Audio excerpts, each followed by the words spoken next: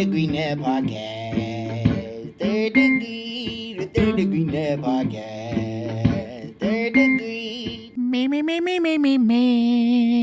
The Third Degree Net Podcast. Third Degree, the podcast, is brought to you by soccer90.com. Shop now, and all listeners of Third Degree get 25% off your order. FC Dallas, U.S. men's national team, all the international gear, they've got it all.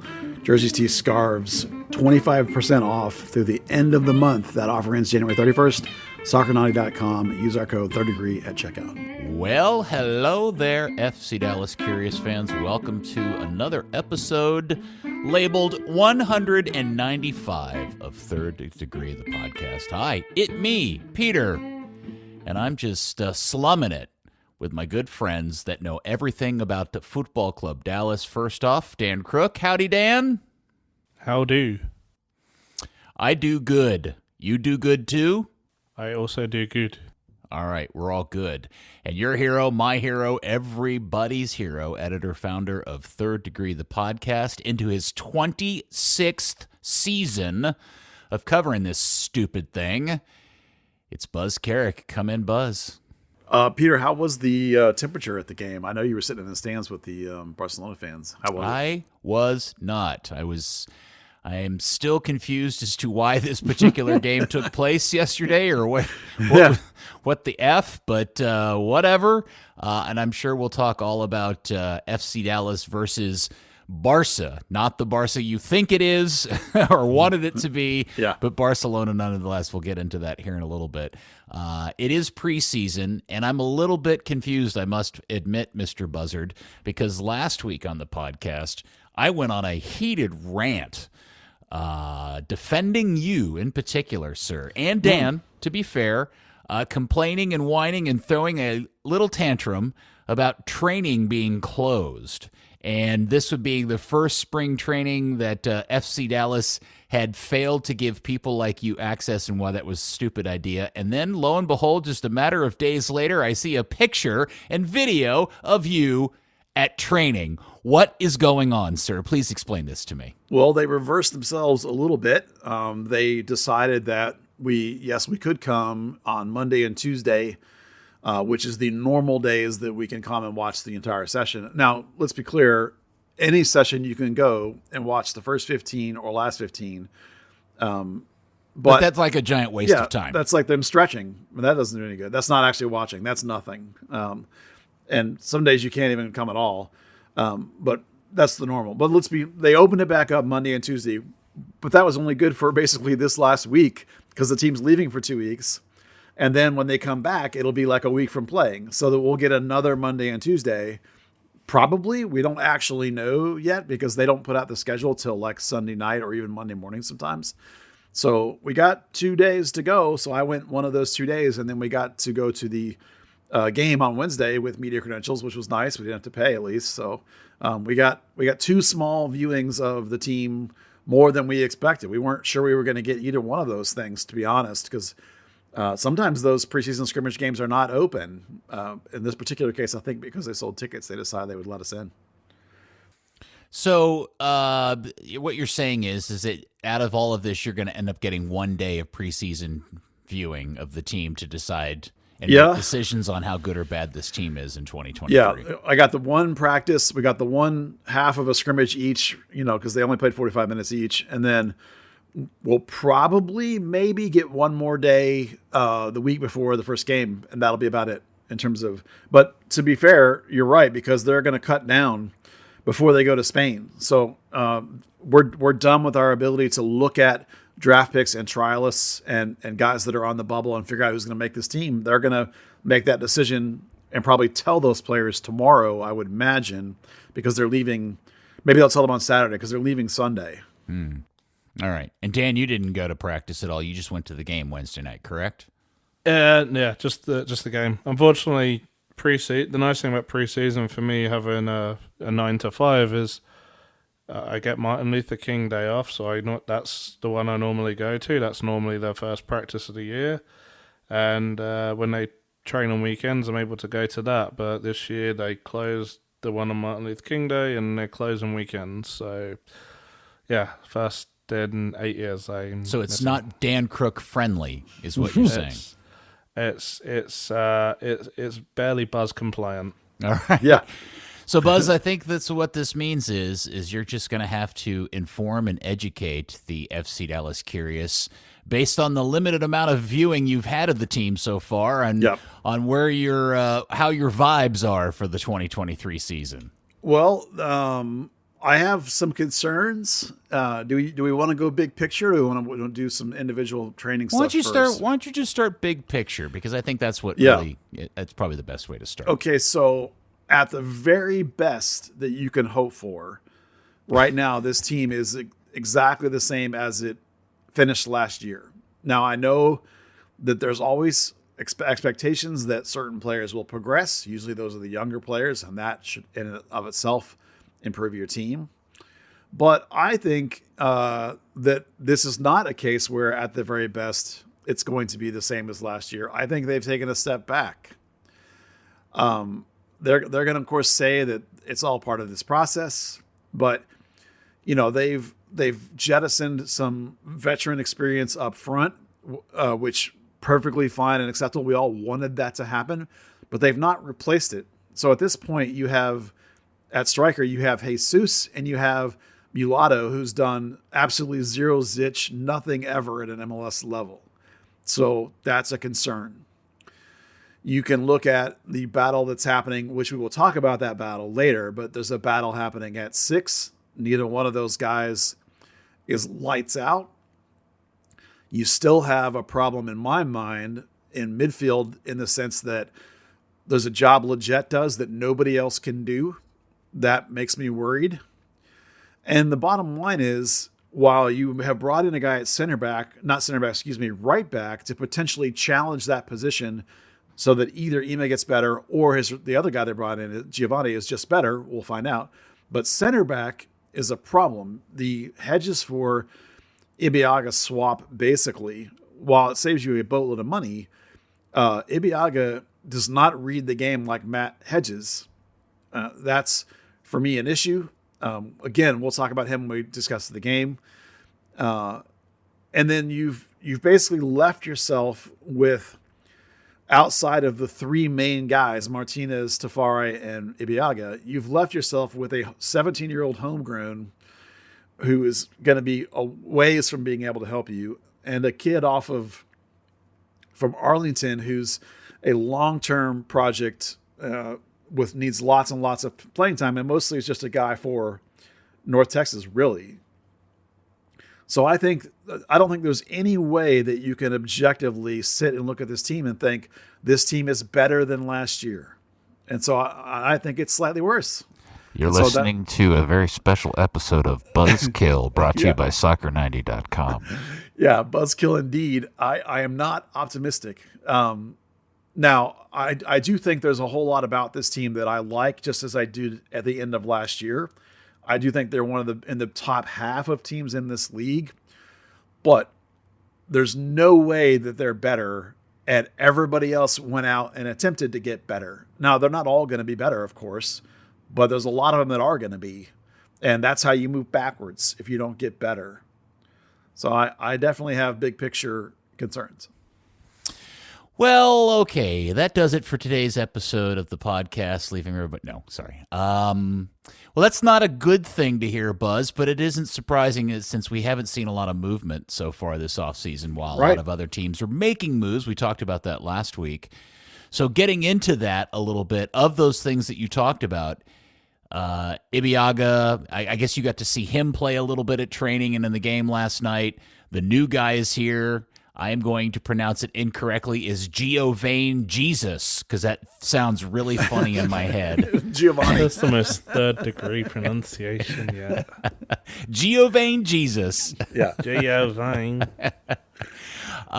So I guess out of the training and getting into specifics, since you've seen a little bit of the team, do you have any specific points of view you'd like to bum us out with? Oh, no, one thing I actually think is interesting is that Ibeagha has played quite a bit of left side center back.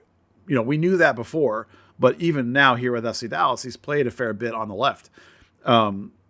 Nico said very specifically that he wants to rotate those, in particular, those three main guys, all playing with each other in various combinations. So it's not always just Martinez and then one of those other two guys. Sometimes it's Ibeagha and Tafari. And we're going to see through spring, Norris and Corsa are also in that mix, but they're not in the real discussion for like who's going to start.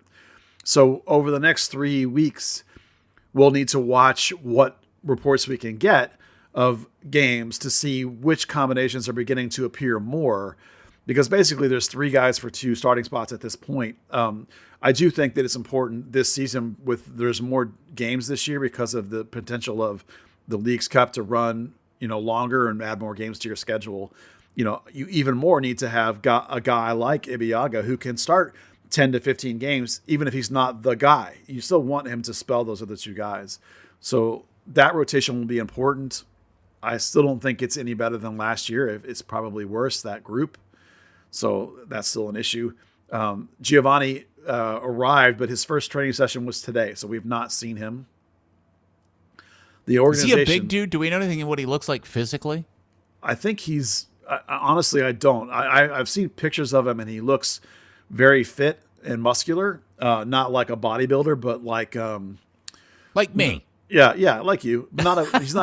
He's not a beanpole.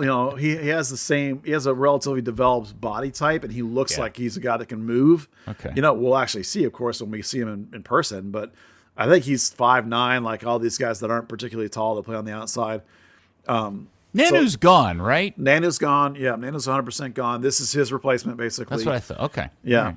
Right. We saw, I did want to talk a little bit about Nolan Norris and Tariq Scott, who are the two homegrowns. Tariq Scott has jumped up about 3, maybe 4 inches in height in the last year that I've seen him. Growth spurt. Yeah, ridiculous. Because last time I saw him, he was 5'9", and now he's easily 6 feet, if not 6'1". So that's terrific. And he's looking more and more like a man and less like a boy, which is, from a soccer perspective, is awesome. So I'm really excited about him. He looks confident and at peace with being in first team training, which is not always the case for homegrowns. And then Nolan Norris, based on a couple of reports, at left back now, there's moments where people just can go by him because he's not a track star. And so it looks to me like, based on the training I've watched and also on the scrimmage, that they've already decided pretty much he's 100% at center back now. We joked that he's already the best passing center back this club has, and that's actually pretty much true, even though he's only 17 years old. Can he defend? Well, yeah, he's a very good team defender. He needs to work on his individual center back play, and obviously shifting inside is different. He needs to gain experience. I mean, I would not expect Nolan to play for FC Dallas this year unless something goes wrong with injuries. He'll spend the whole year, I would assume, at North Texas, and Scott will spend probably most of it. He's probably closer because we talked about this before. Defense is more about a team concept, and offense is more about the individual. Like, you can just throw a guy on there who's just crazy talented and watch him go on offense. On defense, you have to be able to play as a group more so than on offense. So it's more likely that Scott might impact this year and Nolan probably won't, but neither one of them is going to be. We're talking about these guys. When you sign 17-year-olds, they're not for now. They're for 2 or 3 years down the road, really. And Nolan being a center back will be even longer. But it was exciting to see those two guys both take a progressive step and be really good and watch that transition. I really enjoyed that part from where I sit. Watching those guys develop is always fun for me. All right, I want to, just for a few minutes, dig into this because I am a bit surprised by your upsetting news or point of view. Yeah. That you're not hopeful that this season's necessarily any better, but I'm surprised by that because the front office made such strides last year. And just take the off the field stuff off the table for a second. Just talk about the progress they made on the field with a new coach. And the signings and so forth. So what would either one of you How would you explain why they're at this point? Is there something holding them back? Is it a contract situation? Do they have too much money buried someplace else? Is it Zanata's ability or inability, or do they just internally feel like they've got what they need to be at least as good, if not better, than last season? Because I'm assuming they aren't looking to sit pat. I'm assuming all clubs are looking to be better than they were the previous season. Dan, you want to take a swing? Yeah, I guess. They do seem a little bit comfortable after having a slightly above expectations year. Obviously, having the Hara contract and DP spot in place kind of handicapped them a little bit over the winter. Now that's over, but unless FC Dallas do some late business, which they've done in the past, they're going to sit on this until the summer. So really, it's a scramble for everything around that. Yeah, they talk about, when you ask them these questions, they talk about they only had Leggett for a very short period of time at the end of last season, and now they're going to have him for the whole year. So they're talking about him as a new signing. Yeah, it's almost like he's a new signing. They're very much invested in the idea that Jesus, Paxton, whoever you want that's a young player will progress and make the team better. They're definitely in the market for players. They're looking for sure a center back, maybe some depth up front for the 9 that we talked about. And then just generally speaking, they have their eye out for players that can make them better. But there's a bunch of ifs in what I just said, and there's also a bunch of we're lookings in what I just said. Now, if all those things happen, if they go out and get pieces, 2 or 3 or 4 more pieces, or if those guys all progress, then sure, the team could be better. But today, it's not better. Yeah. And until you do those things, you haven't done them. You can't say this team's better than it was. Are we optimistic that the team will be decent? I am. Am I optimistic it's ready to take a step? No, I'm not, because when we get to the scrimmage game discussion, we will talk about some of those things that were prevalent as to why. But as for things that they're stuck with, Facundo Quignon is on a big number and will not get any better. He's 29 now, I think it is. So he is what he is. Adequate, sure. Maybe if you even like him better than Edwin, that's fine too. That's preventing you from getting better. The guy is perfectly functional as a 6. It may be that for some characteristics, he's better than Edwin. I would think that's probably true. In some characteristics, Edwin's better than Facundo. The problem is the $800,000 and a guy that's not clearly better than the $100,000 21-year-old, right? So if you're talking about where are they handcuffed, that's where they're handcuffed. They've also put a bunch of money in Paxton and Jesus. Great, we love those guys, but that's money that has to progress for you to get better, because it's sunk into this. Yeah, it needs to be better if the team's going to get better, because that's where you've invested. They've invested in Leggett some shorter term, but he looked really good. So we really like that. We like Velasco. We like Areola. There's lots of things to like, but none of those are guarantees that make you. Most of those are the same. Most of those are not going to improve.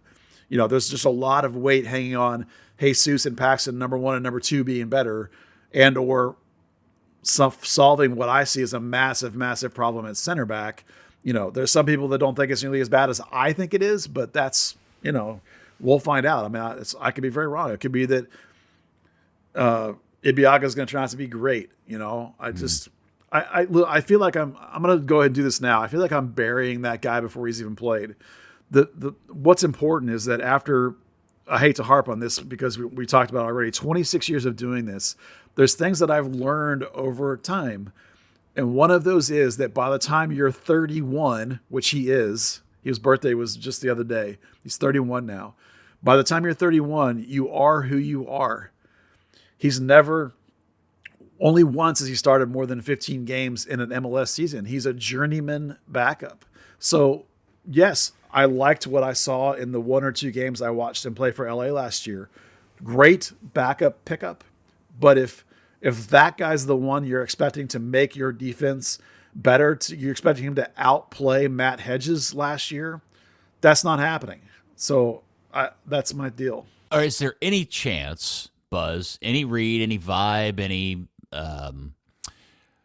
rumblings that Dallas may surprise us and use their DP on a big dollar center back that makes us feel all better about this? Or is this a case where they think they've got that position solved? But I guess you're saying they're out looking. But I guess they're looking, are they looking for a DP CB? I think they quite smartly, they don't look specifically for a DP versus a TAM signing. They just look for the player they want, and then whatever mechanism they need to get him matters. Now, they've hinted that they've flat out said that they're looking. They've hinted that they can't find what they want, because they've mentioned multiple times that if we can't, we're okay and wait until the summer. We like who we have. That's all legitimate and fair as a response. None of it changes my unhappiness currently. So my impression is that they have failed to find the right profile, the right mentality, the right vibe. The current setup is a big locker room fit setup. Nico's very adamant on that. So I'm perfectly content to wait, just because they seem to be perfectly content to wait. But that doesn't mean that I'm not very concerned about that position going into the season. And nothing in the scrimmage made me think that I was incorrect to be concerned. All right. Well, then let's get into said scrimmage. And maybe just for context, this was really weird, guys. The whole setup, the explanation, the way that the club kind of but didn't promote it. It appeared from one or two of the photos I saw on social media from people at the game. There may have been 17 people in attendance. Yeah. And that doesn't count you and Dan. I saw no coverage of it in media anywhere. So who organized this, and what was the whole background on it? It's in the premise of itself. Yeah, it was done by a third party that organized their tour. And from the background I've heard is that there was some element of the contract for the game that was not finalized until literally the day before. And that, how it is with FC Dallas. They won't talk about stuff publicly or publicize it or put it out there until it's 100% official. So that's why they didn't, and it wasn't their gate. They didn't care. They just rented the stadium, and Barcelona asked them to play. The coaching staff's like, great, a game, we'll take it. It's not their game. So, so again, this is not Barcelona from Spain. It's not even attached to Barcelona in any way, shape, or form. Yeah. Correct? Right. It's just, and they're from Ecuador. Yeah, there's like 5 or 6 clubs in South America that are named 100 years ago after European clubs. There's a Liverpool, there's an Arsenal, there's a Barcelona. It's just, it's what they are. They've always been that. So. Mm-hmm. Well, I just want to make sure anybody listening that hasn't been paying attention doesn't think that we're talking about. No. This is not the Messi Barcelona. Baskets. No. It's all right. So they're just on some sort of American tour in their off season or middle of their season or whatever, and they screwed together a game against Dallas, and it was at Toyota Stadium. Exactly. And Dallas played like crap, apparently. Well, it's preseason. They did 2 split 45s. The tickets were $37. It was freezing cold. There was like 200 fans of Barcelona there. Great. Hey, cool. That was fun for them. Maybe like 10 FC Dallas fans. But, it's a preseason game. It looked just like a preseason game. So it is what it is. And that is your review of FC Dallas 0, Barcelona 1. There's lots to talk about from the game, and I want to hear Dan's take on particular center back play before I give my take. Oh, Dan, you just want to see if I bury a Riaga take. Yeah, I do. In fact, actually, I thought he was a little bit. He looked nervous, which was kind of weird for a guy that had just played 120 minutes at MLS Cup recently. That said, if I played next to Jose Martinez, I'd probably also be kind of nervous. There were a couple of passes went a little bit astray. He is not an attack the ball defender. Wait, we now have 2 of those in the back? Oh, joy. Well, Martinez kind of is a little bit too much sometimes. He's the one that will get lost upfield. So, I see what you mean. Okay. If there's a 50-50 ball, he's not going to be the guy that goes for it. He's going to be the guy that takes a step in and covers. Right. Which is good. We didn't see any scenarios because it was a crap game against crap opposition who couldn't. I mean, Christ, they needed Faku to earn a spot on when playing it out the back goes wrong to even have a shot on target. Didn't get to see enough, really. I would like to. I really hope these games against the Swedish and Norwegian teams get streamed, because I'd like to see capable, how he deals against capable attacking. He did a decent job in MLS Cup, and I would hope to see that, and not the kind of nervous, I don't know my team, I don't know their traits that we saw from someone who's just trained with them for probably 10 sessions at this point. Didn't let the worst, didn't let the best. It was kind of funny the whole time I'm sitting there, like, he missed a pass, and then I just hear Buzz telling Steve Davis, he only played 12 games as a 31-year-old. I mean, he's just trash. But, what was Steve's? Buzz, do you mind sharing any insight that Steve may have had about him, or do you want to let Steve do that on his own? I would mostly let Steve do that on his own. I think that Steve was relatively involved in the discussion of general slight concerns about center backs. Steve is never going to be one that's going to just come out and blast everybody, but I think that universally in the press box, everyone that was watching the game did not feel super confident about the center back situation, and nothing in that game made everybody go, "Oh, great!" It's just... There were 5 center backs that played, and probably the one that you would have a positive thing to say about would be Nolan Norris. Yes, 100%. Center backs bad, or at least not promising. Yeah, it's not. I wouldn't say the bad. They weren't horrible. They didn't get scorched. But it's like like Dan said in his description of Ibiaga's game, it's not like we all sat there and went, "Oh, goodness, thank you. Yes, we got a center back." It's like he looks just like the other another ones. guy that can come in and do a job. Not, not a Matt Hedges that's gonna, turn what would ordinarily be a 1-0 loss into a goalless draw, or just preserve a clean sheet on his own. So so we did not get anything of note out of Nikosi's performance Wednesday night. He was the same as he always is. He was paired with Nolan, so I think he was being a little, careful because he's got a 17-year-old playing next to him. It was kind of rare to see him playing right centre back where he'd prefer to be in a way. Yeah. But no, he was unlucky on the goal. I think more than anything, Faku had come back, split the centre backs to receive a pass from Paz. Then tried this ridiculous 30-yard on the floor pass into midfield that got easily intercepted. He got past with ease. Coase had gone out wide to, for the sake of possession, and just couldn't recover it.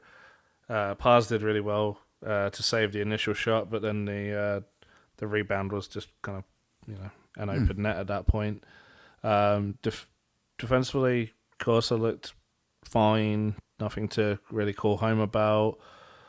Martinez did his bit. Ibiaga looked okay, a little unsure on the ball, a little bit.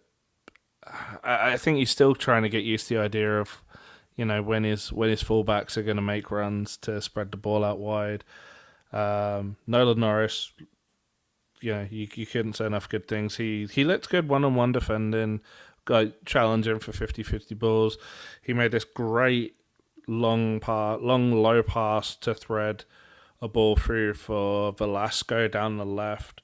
Absolutely beautiful. It took him 2 or 3 goes to get it right, but like Buzz said, he's probably at this stage the best passing defender FC Dallas has at 17 years old.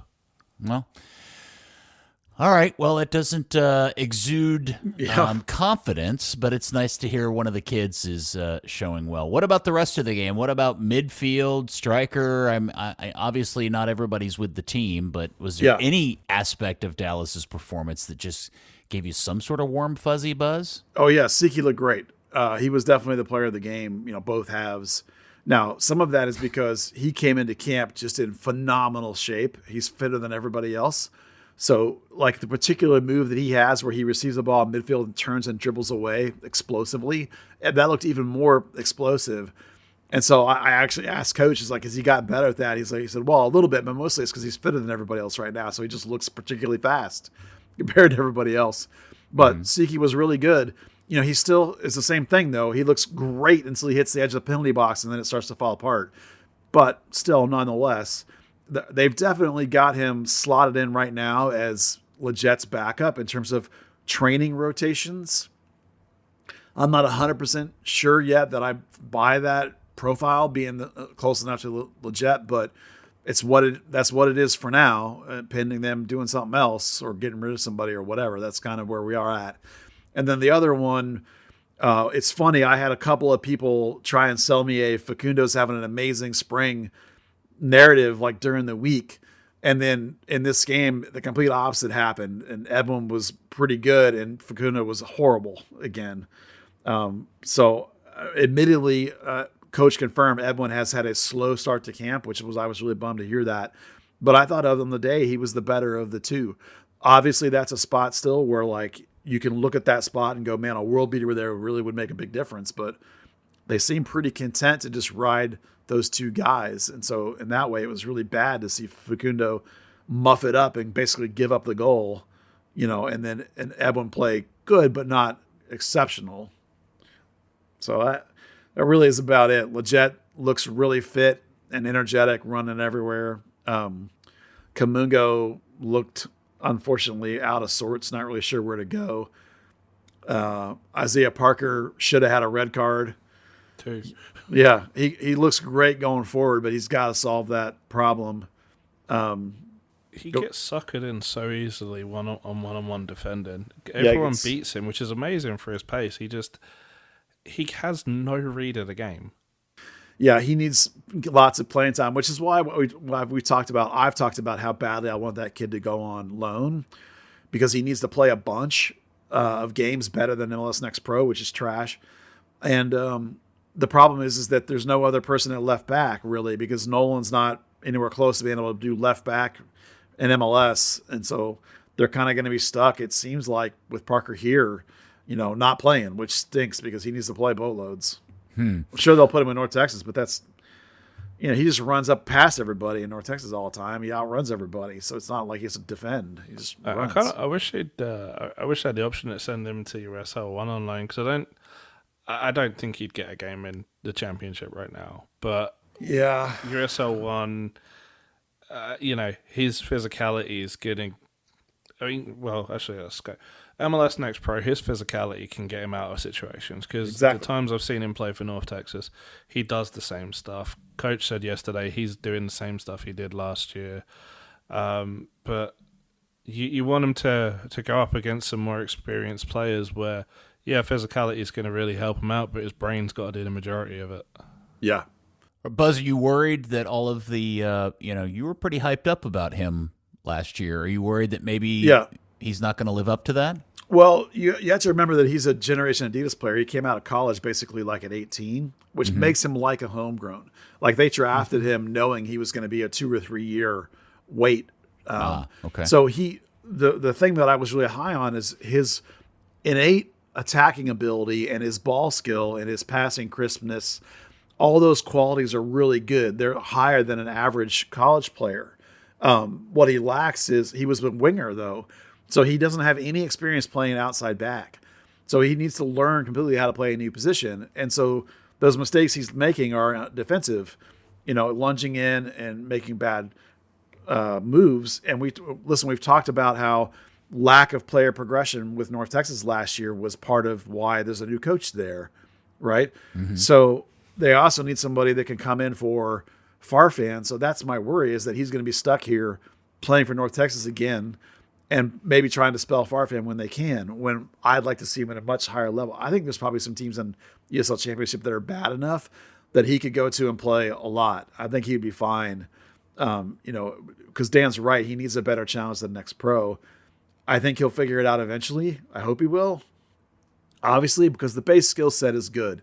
Base skill set is much higher than a lot of homegrowns or draft picks usually are. It's just the brain needs to learn how to play defense on the outside. It's not as always like, look how many years it take Brian Reynolds to figure that out? Like 4. Sometimes it's the thing not. Is, Brian Reynolds was a project from the time he was like 15. Yeah, he started much earlier than Parker did. So Parker has less time to figure it out, but he's also now not a teenager. So maybe you would hope it would come quicker. So I mean, he made progress last year, just not as much as you want. He looked physically good, looked strong. What about, obviously Areola, Ferreira, Paxton are all with the national team, but what about Velasco and some of the other? He looked incredible in spells. Yeah. The things he was doing was absolutely ridiculous. Some of his passing, some of his, he had that that knack of trying to beat guys one-on-one, and they just poke the ball away with ease. Yep. That still happens, but way less. He's got a lot better at his ball retention against one-on-one defenders. At least against Barcelona from Ecuador. Yeah. Hey, it's spring training. Yeah. Look, it's just spring training, and it's a game that means absolutely zilch, right? Yeah, and everyone else is gone. He's trying to do too much. He was in the second half group, which is even more kids and whatever. He's trying to do everything. I'm just glad he's back. He was there trying to be a one-man team at one. Yeah. Well, listen, he's part of the big progression we're waiting for, right? Like him taking a step forward with all the other dudes is a big part of what might make this team actually be better. So I'm sure that they're quite confident that he will. I'm quite confident that he will. I mean, he already, as Dan said, better ball retention already. Some of what he's got to take a step forward on is choices. But again, like last night, he's out there by himself, basically trying to dribble through 30 guys. So it's. We're a couple of weeks removed from, hey, will Hara leaving affect Velasco? That was kind of his god. And Velasco's like, no, I'm good. Yeah. But they didn't score. And did they have good chances? Did the Barcelona from Ecuador keeper save a worldie or something? You would be shocked to hear. The XG was like 0.001 or something? You would be shocked to hear that Hader O'Brien missed the sitter. Oh! Yeah, he did. Oh, my gosh. Hold on. I need to sit down for a few minutes. I don't know if I'll recover from this stunning news. About 4 minutes in, the corner comes in from Brandon, the box completely clears, and Hader's left there on the edge of the 6-yard box, dead center of goal, open in acres of space, and he just smashes it at the keeper. All right, just to be completely transparent and honest, while I'm not surprised to hear that Hader O'Brien missed a sitter, I am slightly surprised to find out that he's still on this team. It's preseason. Okay, yeah, but for some reason I thought he was out of contract, or somebody alien spaceship took him away or something. No, he's under contract through this season, and there's an option for 24 and 25. Oh my gosh! So you're stuck with him at least through. Now on Dan and my crazy weird prediction podcast, the Colombian cowbell, I suggested that they'll probably try and sell him in the window in the summer because we think Bernard Kamungo is going to progress, and they brought in Tariq, behind him as well. So it's like there's and Tariq looked really good. Yeah, again, 17-year-old kid, but yeah, the signs are phenomenal. Size, power, strength, just runs by guys. It's exciting, but those are. I will say that like the one training session I watched, and also this game in particular, to me, O'Brien looks angry or pissed or worried. He's very demonstrative, very much like, damn it, panicking. I don't know. I'm sure he can feel the eyes on him. It's hard to explain what I mean without, body language, carries himself. It's pretty simple. It's the pressure of being Peter's pick to be top scorer last year. Fair. Yeah. I was so close. Yeah. You were, for one match day, he was. For match week 1, I was so close to that prediction. All right. Well, so I guess the next time we're going to see this team play, we have no idea if we're going to get any kind of stream or anything while they're over in Spain or any of that. Yeah, no clue. Yeah. No clue. Should we all just work under the premise that the next time you see this team play will be the first game of the season? Probably. Yeah, I would think so. They've got a scrimmage against Houston, like a week out, but that's closed doors for sure.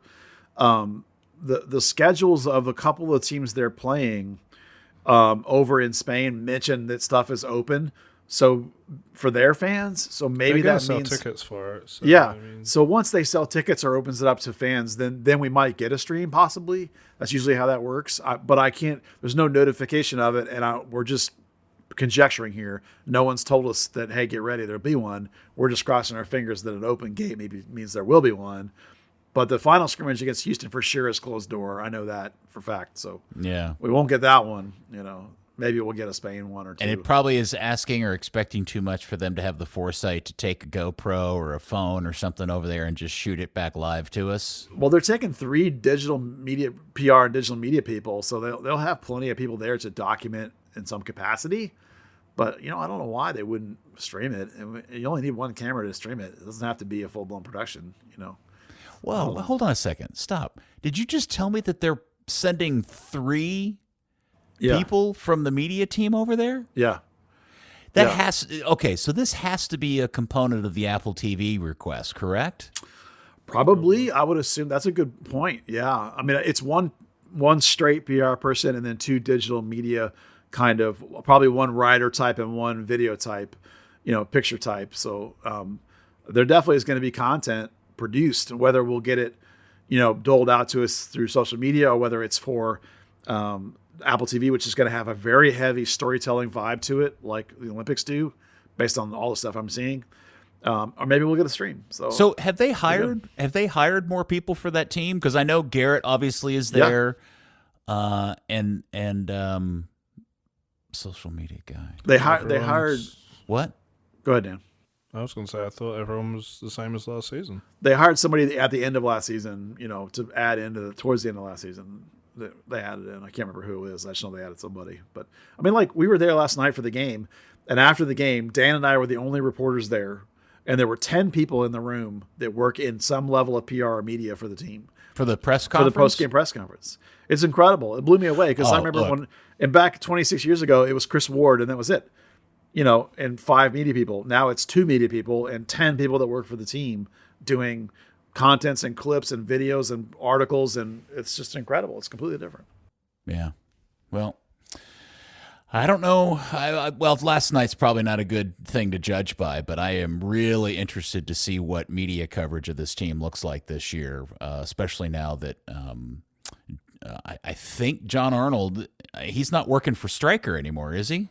Correct. Yeah. And so the Stryker thing was that deal between them and the Morning News. So I don't think the Morning News has anybody covering the team anymore.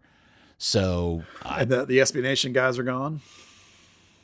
19th, the SB Nation. Oh yeah, yeah. So 19th podcast is gone. 19th minute or whatever that is, and Dustin's Nation thing is gone. Yeah, it's just you two, man. Yeah. Even when Nico was doing Dallas Sports Nation as well as Third Degree, I mean, he's obviously in Michigan doing his doctorate now. So, and there were no Spanish reporters there last night, which is really surprising. Yeah, not a one. Considering they were playing Barcelona SC, I was surprised there weren't any. That is fascinating. Interesting. We haven't heard anything. They have not announced anything about their broadcast plans. Well, obviously it'll be either streaming or radio. Have we? They handed out a factoid sheet at the first day of spring training, and on there it mentions FC Dallas Radio, but it doesn't get into specifics about who the talent is or where it's going to be. It just mentions that that's part of the broadcasting plan. So I mean, they obviously are trying to do something, but I don't. Yeah, I'm assuming it's going to be on the 1190 AM thing again, like it was last year. And I don't. Spanish I have will probably stay the same as. Yes, of course, Carlos and the other guy. And I have no idea who's going to do it. I'm totally 1,000% guessing somehow maybe Owen, and Steve are involved in that. I don't know. I guess it'll all depend on all that stuff. Oh, that's who was there. Rafa was there. So fair shout out to Rafa, the color guy from radio. Yeah, he was there. Carlos was there too. I miss Carlos. Yep. They're ever present. They are. Those guys are pros. They're fantastic. I don't speak Spanish, but they talk to me in English. I know how smart they are. So, all right. I need to admit that I'm a bad host because I'm doing this out of order. I should have, before we got onto the last stuff, I should have included here, and written into the red crayon is Buzz's note that he has a special question from his Patreon subscribers. And this would be an obvious one because this is one of the players that I was wondering about and did not hear you mention, which is Brendan Cervania. Yeah, Brandon's an interesting cat. You know, the dude definitely has talent. He's come up through the U20 World National Team. You know, he got into the fringe of the first, the U.S. men's national team and then never got in. There have been stretches where he's been amazing. You remember when he came back from the U20 World Cup, the back end of that season, he was just phenomenal in the stretch run he had starting. But then he falls off. He gets hurt or he gets discouraged or whatever, and he's never managed to put together a consistent run for a whole season's body of work and hold down a starting job. So at this point, he's basically Paxton's backup at the linking role spot. And I would argue that Siki also is a backup in that spot. Now, watching them train, as I mentioned, they've been using Siki as Leget's backup. Okay, you can get into technicalities of profiles and that kind of thing. But generally speaking, we can buy that sort of breakdown. But you're left basically with Brandon being a guy who's going to come off the bench. You maybe get some spot starts to try and keep Paxton from burning out. You know, maybe he'll get Open Cups, maybe he'll get League Cups. He's going to fight Siki for one of those two spots in midfield as a backup. You know, it's just, unless he can find a way to demonstrate that he provides more value in the game than Paxton or Leget, he's not going to start. You know, he's a year younger than Siki. You know, he is a domestic player, which helps him. He has been in national team's pools. Puerto Rico looked at him for their national team. He could make a switch because he's not 100%, cap tied to the U.S. He could still do the switch, I think, the one-timer, because he played in the U20 World Cup, but not senior. So, at this point, he's journeyman MLS backup. That's his role. Maybe there's trade value there. I don't know. Am I the only one that is somewhat surprised that Siki gets labeled as a Leget replacement and Brandon is, I assume, labeled as a Paxton backup? And that feels backwards to me. It doesn't to me. I've never thought Brandon was any good other than when he plays deep. Okay. He does crash the box better than Siki, but he doesn't dribble at people like Siki does. Brandon will arrive late and get a shot off. But he won't. Okay. He won't break people down on the dribble. Now Siki needs to work on his final ball in the final third. But and I'm not just saying these things. I'm watching rotations of who comes in for who and what roles do they fill tactically. And, I actually think that both Brandon and Siki are the same profile, and they both, for me, have the same profile as Paxton. I don't think either one of those guys. I don't think Paxton is either. I think none of those guys are a shout to be Leget's backup. It doesn't work in my mind that way. They do it because they have to, because they don't have a backup for Leget. Effectively, look at it this way. Thomas Roberts was a pure 10, right? Sometimes they try to use him on the wing. Sometimes they use him as a 10. They try to use him as a the free 8 that we call it. Mm-hmm. And now he's gone. That's, they made that decision. That's what they haven't replaced. There's no young guy behind Leget. They're left with the two other guys who are both, in my mind, linkers, trying to fill in Leget's role, and even Paxton too. So maybe that's overly argumentative and semantic. Maybe they're perfectly fine running Siki as Leget's backup because that's what's been happening in training. I disagree, but that's, I'm not the coach. So, okay. So here we go. Is anybody getting cut anytime soon? Before they go to Spain, or is all that going to happen in the weeks leading up to the season starting? It's happening now.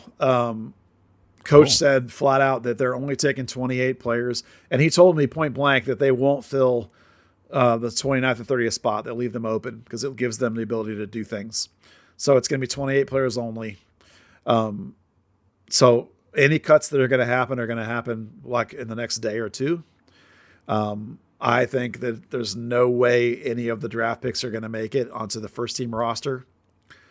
If you do the basic math of 28 players, it's possible one or two might get taken along because they actually don't have 28 players if you don't count those guys, because there's, with Franco Jara departing, that's actually 27, in that's if you include Colin Smith, they have to, and there's not a center back still. So that's 26.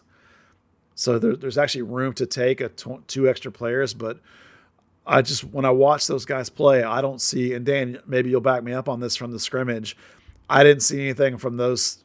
Well, one of them's hurt, so he didn't play, but the other two that makes you think, oh yeah, I need that in the first team, right? It's like those guys need to be with North Texas if they're going to do anything. Yeah, I thought Enderley looked good. His combinations with Tariq Scott, that was the first time he'd ever in any kind of game played right back. I thought he looked acceptable there. He moved up to right wing, maybe faded out a little bit there. Wittenbrink obviously didn't play. Cameron Lacey, for me, did absolutely nothing in his 25 minutes. It's got a good engine, but that's about it right now. Yeah, that's just not gonna. At 22, that's not gonna get you too far, is it? As Dan says, Indele looked pretty decent at right back, but they already have Imatu Amasi. They're bringing in Geovane. Colin Smith's on a homegrown contract. Even counting him, Indele makes 4 right backs, and North Texas just added a right back. So there's literally 5 right backs. So even if you assume Colin Smith is going to go to Spain, yes, technically there's a blank spot for Indele, but would you really sign a 4th right back to your FC Dallas roster? That seems crazy to me. If you like him as a project, sign him to North Texas. I just don't see, I think you leave a spot open trying to find a 9, you leave a spot open trying to find a center back, and then you take Colin Smith, that's 28 players. And it was confirmed that the guys with the national team would fly direct into Spain. Their camp finishes the day that Spain camp starts. Thank you, Dan. That is a perfect segue to my next question, which was, did either one of you watch the USA's loss to Serbia last night out in California? Well, I watched it today. Okay. Yep. Yeah. Do you guys want to talk about it? Mention it real quick, briefly? Did you watch, Dan? I didn't. I had a chance. Yeah, the only thing I thought... You didn't miss much, Mr. Crooke. Yeah. Here's some people bash Paxton online, and I thought, if you watch that game and then bash Paxton, that tells me you've never watched Paxton play, or never watched FC Dallas play. He played exactly the same way he plays for FC Dallas all the time. So it's like the kid's actually done himself a disservice, I think, by taking the number 10, because your casual fan will look at Paxton at 10 and think Pulisic, think playmaker, play string puller. I'm going to get up front. I'm going to go out, guys. I'm going to break him down. I'm going to get assists. Well, that's not Paxton. Paxton's a box-to-box workman 8, right? He's more like Weston McKennie. So, people are, for some reason, people have in their mind that Paxton's this world beater, game breaker, assist maker. He hasn't been since he was 15. He's a box-to-box 8. So people are slamming him for something he's not. And it's weird to me. It's like that was the exact performance you get from him every game for FC Dallas. They look great. Well, I don't know if he looked great. I would say for Paxton, he had a pretty mediocre to average performance. Yeah, it's preseason, and he's playing with a bunch of guys he's never played with before, and he made a couple of mistakes. He won a couple of balls. He didn't progress the ball as nicely as I would like for him to, but he also...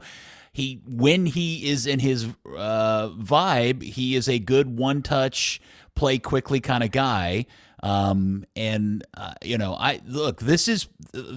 there's ever a season, this is Paxton's season. Remember the year they were like the year of Kellen? Yeah. When the club did that, that's how I feel about Paxton's season this year. Is that this is the year we're all going to figure out if all that stuff that poor guy has been through over the course of the last 2 or 3 years, he's overcome it, and he came out the better for it, or and is going to live up to all the hype that we've had on him. Nothing about the United States last night in any way, shape, or form or shape was impressive. There were some impressive moments, but nobody overly impressed in that particular game, in my opinion. Yeah, I thought Zendejas was interesting. But, Paxton tried to do all the things he always tries to do, and other dudes were just standing there looking at him.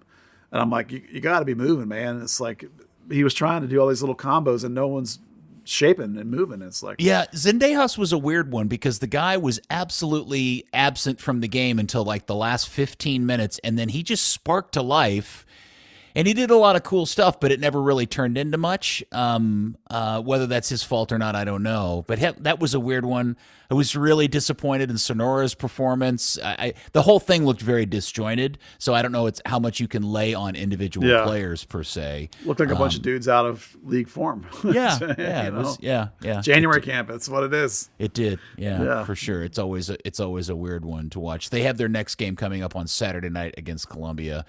Maybe we'll get to see a little more Paul and definitely some Jesus in there. You'd assume. You would assume, yeah. The other guy worth talking about from our perspective is Jonathan Gomez, who in the first half was kind of playing it safe, and in the second half started to get forward a little more. If he would have signed a homegrown when he left for Lou City, I still think that in 21 he would have started to break in, and by 22 he would have been a starter here. But I'm super excited for him as a Dallas product that he's with over there in Spain with, is it Sevilla he's with? I can't remember exactly. And he actually got hurt. It was coming off an injury in his first game back. He got another knock, and then he went to U.S. camp and played. So I was actually really surprised he played. And I think that was those injuries and that knock were a little bit what limited him in terms of being really aggressive, like he traditionally was going forward, and always has been every time I've seen him. Yeah. Well, last night's game juxtaposed with all the stuff that came down with the Federation today and the Reina news with Austin, it's just been the most weird, very U.S. Soccer Federation day or 24 hours you could possibly imagine. It's just so stereotypical. And the last thing on the run sheet, I'm hoping this is some sort of like breaking news thing because it's written in extra bold red crayon. It says... I get it. It's a pun. Fort Worth Bold update. All right, what's the update? I see what you did there, Peter. Yeah. No, you did it. All right, so the deal with the Bold is that Donnie Nelson is still involved and his guys are there. There's a fee that they pay every year to maintain the rights to that franchise.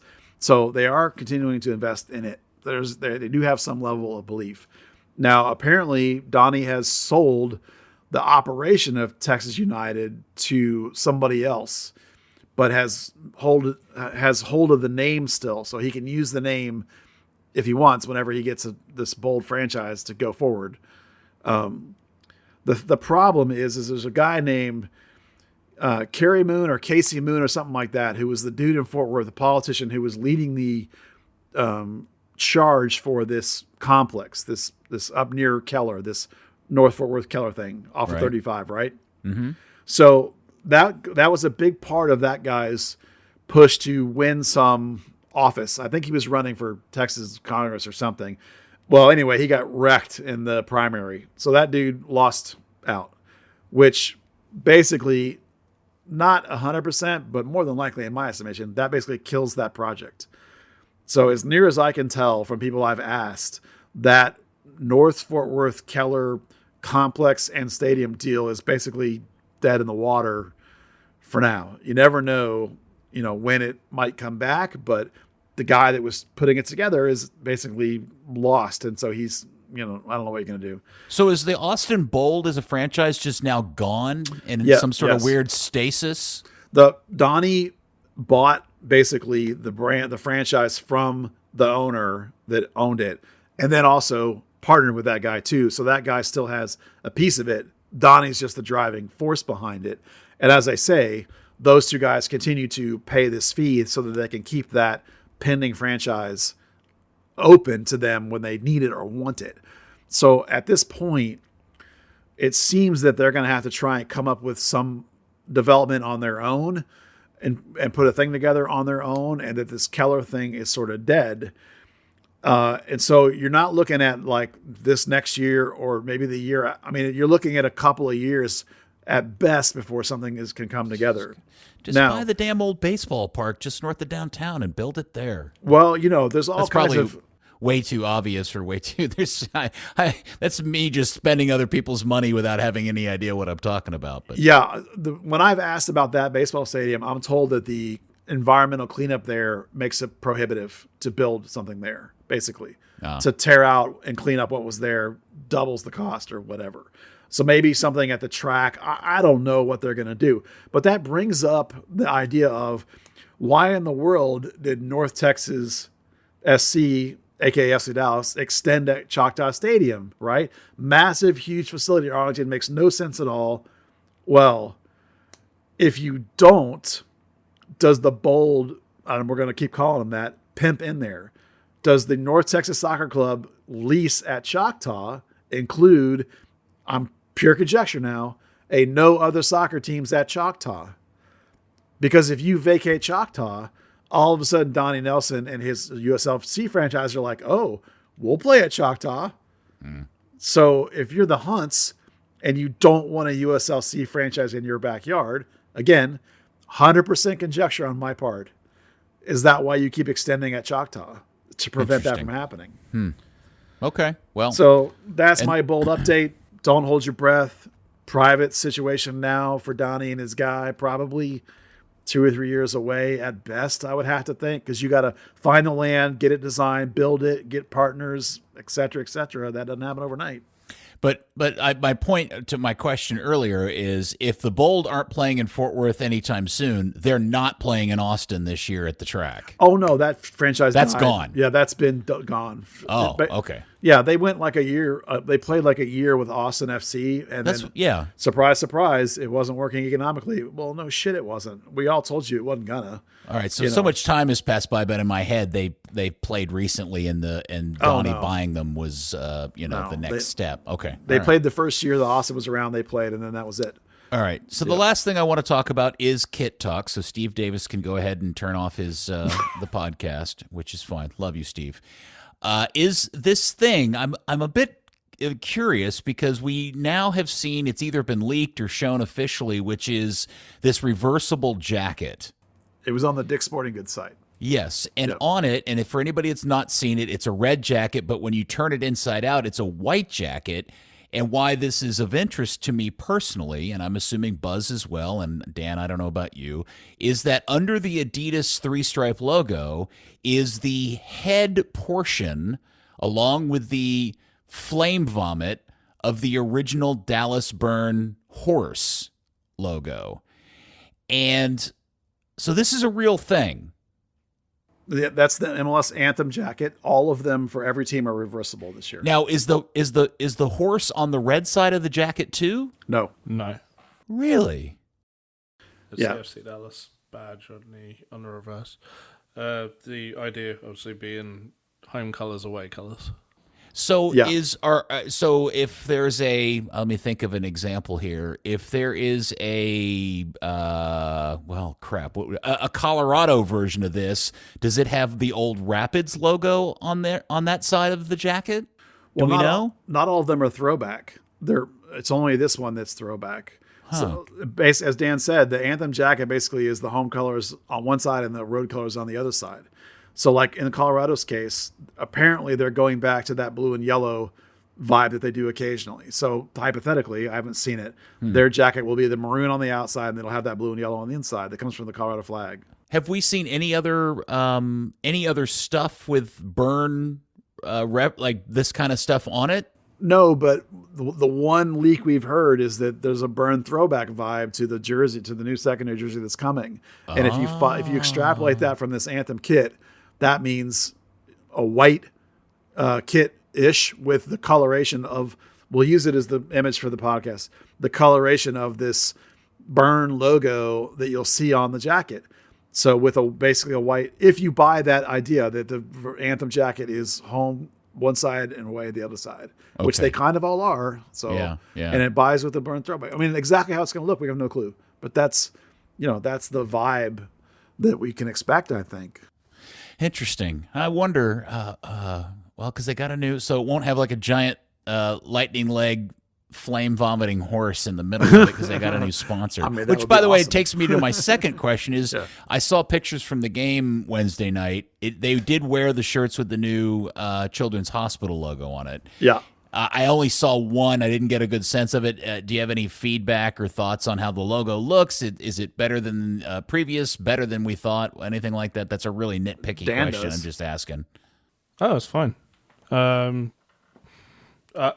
worry was it was that they would. I mean, we knew what it looked like from the season opening press conference, but my worry was that they were going to have a situation where the words coming to me difficult. The balloon. Yeah, the balloon is like almost always red, and I remember looking through like some brand guidelines, and I found one of their care networks, and it specified like the balloon has to be red, and if it's on any other background, it has to go in a white box. And I was like, well, crap, that's going to look terrible on the jersey, but Children's as a brand does have that all white version that we see on the jersey. I know some people have said the balloon gets a little bit too close to the FC Dallas logo, but beats having advocate or a sponsor that doesn't pay their bills. So. Yeah. Well, have they paid the bill yet? Do we know? To be determined. Okay, well, that was interesting. That's fascinating that the burn horse is making an appearance on new product, and it does make me wonder what to anticipate with the new jersey. I will wait with bated breath and high anticipation. Yeah, friends. you're right. Because of the sponsor, it won't be the big gigantic horse on the front, right? So which is fine. How do you incorporate that logo and color scheme into what is probably going to be mostly a white jersey? Those are the questions we're asking. If we can buy this theory that this anthem jersey is that you know, it doesn't. The other thing you can pick up from that jacket, what are the other colors they use? What do you mean? Well, they use a black Adidas logo, Right. and the red zips. So it's telling you it's going to be a white, black, and red jersey. Ah, I see. And Okay. it's not going to be like white, blue, and red. As FC Dallas colors, it's going to be more on the burn colors. Yeah, definitely burnish. Way more burnish than FC Dallas, which jives with the vibes we've been hearing. So I wonder if that means that they will begin to play Disco Inferno after goals are scored. I mean, that would be so good. Home victories. They did for a minute, or maybe it was after wins. After win, I did. Yeah, you're right. I did hear it at least once, if not twice, after wins. But it would be so sweet if they went back to that when goals are scored. I think don't they have these days individual music for players if they wanted it? Isn't that kind of what they're They doing now? kind of got rid of it Oh, did they? Okay. a year or two. That was a bit for a while. Third Degree, the podcast, has been brought to you by soccer90.com. Shop Soccer90 now. Use our code Third Degree. Get 25% off all listeners to the podcast. 25% off through the end of the month. FC Dallas, national team gear, international club. You're running out of time. You just got a few days. 25% off. Use the code Third Degree. Get all the gear from you want from around the world. Enjoy that and enjoy soccer. Shop soccer90.com. All right. Well, thank you to you both for sacrificing your bodies and attending that silly game Wednesday night. And being the only media people in attendance. Kudos to you both for providing the coverage of it so that the good FC Dallas curious fan could know more about their team. Yeah, I couldn't believe we were the only ones there. There was nobody. Didn't work for the team. It was crazy. Shocking turn of events. Dan, thank you very much, my friend. Thank you. As always. And Buzz, thank you. You're welcome, and thanks again for being our wonderful host. I love it. It's fun to do. Thank you, FC Dallas Curious Fan. We will speak to you next week on another episode of Third Degree, the podcast. Buzz got Thomas Roberts jersey. Woo! Woo! Third Degree, the Third Degree Net Podcast. Third Degree, the Third Degree Net Podcast. Third Degree Net Podcast. Third Degree Net Podcast. 25 long hard years, yeah. Buzz Carrick, yeah, the man. 25 years, you better be giving this man at least $5 a month. Patreon Third Degree, come on, pay the man. It's the only comprehensive coverage of my fucking club that I love so much. Hey, come on, it's Third Degree or bust. Yes, give the man some money. Hey, Third Degree Net Podcast.